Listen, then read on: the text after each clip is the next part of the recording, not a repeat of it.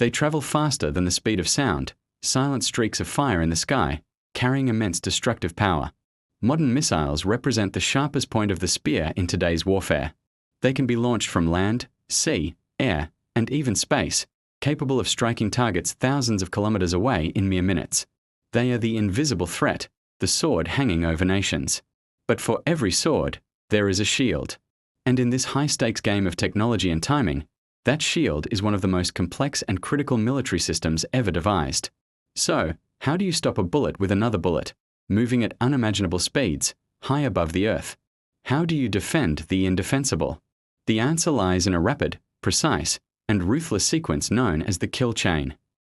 It's a process that unfolds in seconds, a race against time from the moment a threat is born to the moment it's neutralized. This chain is forged from 3 unbreakable links: detection, tracking, and interception.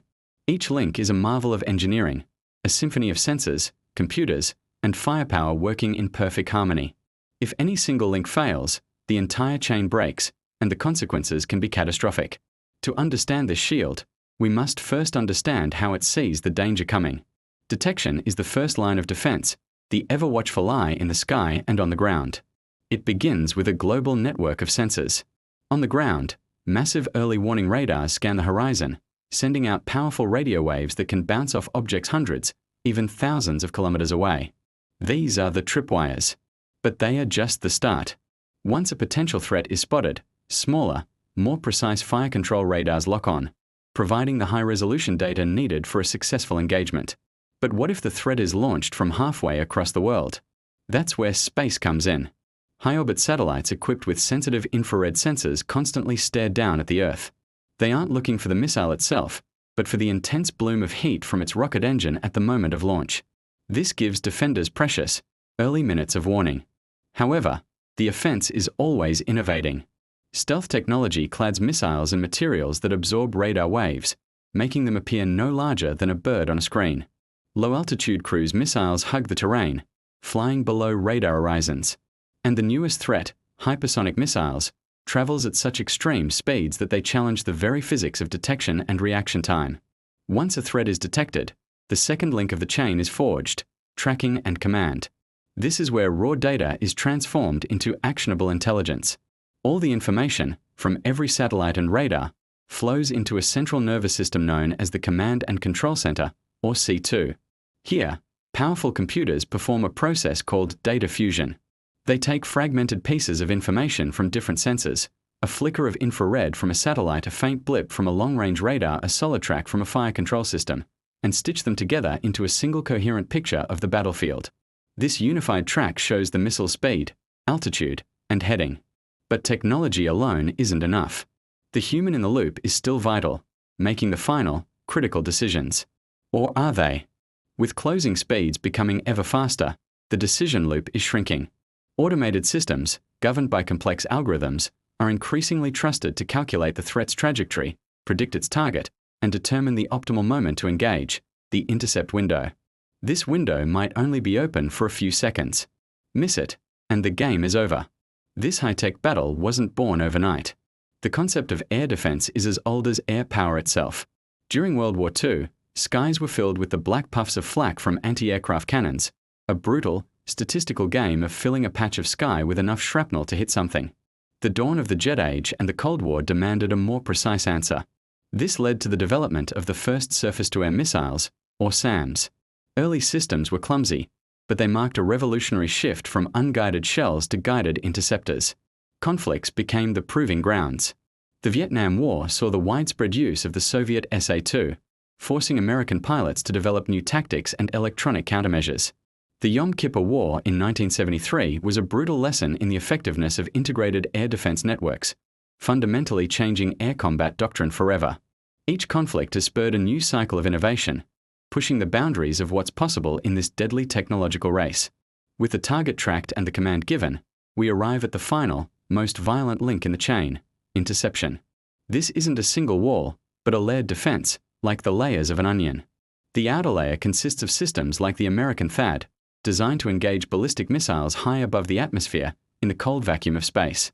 These interceptors are pure technological predators. They don't explode. They perform what's called a kinetic kill. Firing their own small thrusters to make micro-adjustments, they steer themselves directly into the path of the incoming warhead, obliterating it through sheer force of impact, literally hitting a bullet with a bullet. If a threat leaks through this outer shield, the next layer takes over. Systems like the Patriot missile engage threats at lower altitudes, within the atmosphere. Many of these interceptors use a blast fragmentation warhead. They don't need a direct hit. Instead, a proximity fuse detonates the warhead when it gets close enough to the target, shredding it with a cloud of high-velocity metal fragments. But the target isn't a simple clay pigeon. Modern warheads can maneuver in their final moments, making unpredictable turns to throw off the interceptor. The interceptor must therefore predict these movements, leading its target like a hunter, a complex three-dimensional calculation performed in microseconds. This duel isn't just fought in the physical realm. It's also an invisible war of signals and frequencies, the electronic battlefield. As soon as a fire control radar locks onto a missile, the missile knows it's being targeted. It will immediately begin to fight back electronically. It might deploy decoys, releasing smaller objects that mimic its radar signature to confuse the defense system. It might eject clouds of tiny aluminum strips called chaff, creating a noisy, reflective mess on the radar screen. Or it might use powerful electronic jammers to blast the defensive radar with noise, trying to blind it completely. This is the world of countermeasures. But for every measure, there is a countermeasure. The defensive systems are designed to fight through this electronic fog. Advanced signal processing algorithms act like a filter, analyzing the return signals to distinguish the real missile from the decoys and the noise. They can rapidly change frequencies to evade jamming, a technique known as frequency hopping. This electronic chess match is constant, silent, and absolutely decisive. The side that wins the battle of the spectrum is often the side that wins the war. The race never ends. As defenders get better, attackers get faster. We are now entering the age of hypersonic weapons. These threats combine the speed of a ballistic missile with the maneuvering, atmosphere-hugging trajectory of a cruise missile. They can travel at over 5 times the speed of sound and make unpredictable maneuvers, rendering many current defense systems obsolete. So what's next? The future of air defense may lie in directed energy. High-powered lasers that can travel at the speed of light, engage multiple targets almost simultaneously, and deliver precise, scalable effects. We are also seeing the rise of AI-driven battle management, where algorithms will make decisions faster than any human ever could, managing vast networks of sensors and shooters across all domains. The challenge of defending against hypersonic glide vehicles, which surf on the edge of space, remains one of the most pressing national security issues for engineers and strategists today. From the first silent, electronic whisper of a launch detection to the final, violent impact of an interceptor, the story of air defense is a testament to human ingenuity. It is a silent, constant vigil, kept by a complex web of technology and dedicated personnel. This invisible shield doesn't just protect military assets. It protects cities, populations, and the very fabric of national security. It is a perpetual, high-stakes race between the offense and the defense, a duel fought in the milliseconds and micrometers that separate success from failure.